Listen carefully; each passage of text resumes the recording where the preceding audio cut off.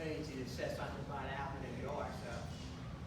Alvin, little brother. Many times he had to be big brother for me, but only me and him know about that. But it's good to, this is something that I'm also glad because this is something that me and my wife I know have prayed for Alvin and Doris and for their union. So we're glad to be here today to celebrate that. You know,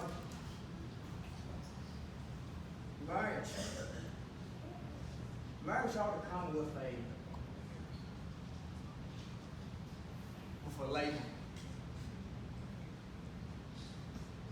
You know, when we pick up a package, like furniture and stuff, it always comes with a label and always comes with instructions. No, marriage ought to be like that. Those instructions are so important. If you ever try to put together something, you ever know those instructions come into several different languages. That's how important they are for us to read and to put together. But marriage should also come with instruction. A label that's saying,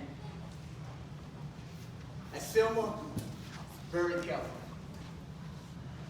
You know, many times we go into a marriage and we don't first read the instructions. We don't first read the manual that tells us what a marriage should be like. If you want to find that manual, you can find that in God's words in the first book of the Bible in Genesis. It speaks of it in chapter 2 of Genesis. It talks about the creation of man. Now man was created and God had created all these things before man, and he had always said that it was good, right? Then he created man, and then if you read about around chapter 2, I think maybe verse 18, I believe, he said, it is not good. It's not good what? It's not good for a man to be alone. Of all his creation, he never said anything was not good until at this time he said it's not good. So God created woman. He created woman for a man. He said a man needed a suitable companion, someone that he could correspond to. But before he created woman, guess what he done? He gave Adam a really strange assignment. He told Adam to name all the animals. And as Adam was naming the animals one by one, he noticed that there was a male and a female of every animal he was naming.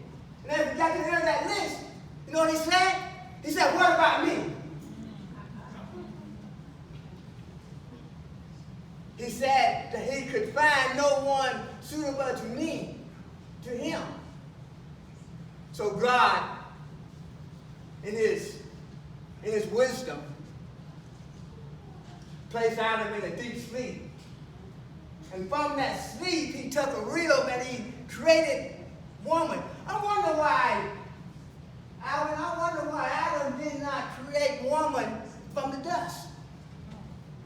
Why did he take a rib from a man and create a woman for him? Well, I believe that it was important that Adam know that this is not some lower creature that I'm creating for you. It's not like your cows and your horses. This is taken from you. This is your equal. Even though you both might have distinguished roles, Adam, you're not superior. You're her equal. So Adam took this woman and the words of the Bible, he said, this woman, this what God has created that is suitable for me,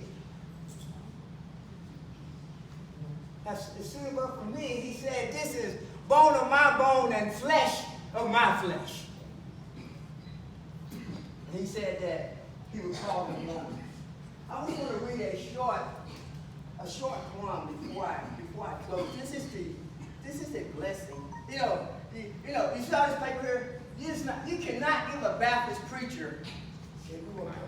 You can't give a Baptist preacher and tell him you ain't got 10 minutes.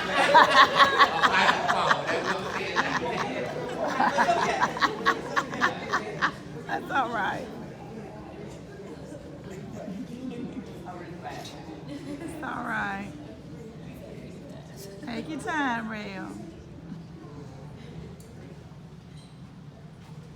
Alvin Doris, I bless your marriage. I give you my blessing for your marriage. May your marriage bring you all the exquisite excitement marriage should be.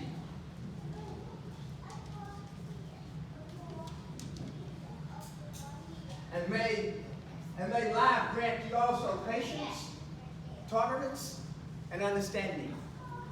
May you always need one another, not so much to fill your emptiness, but to help you know your fullness.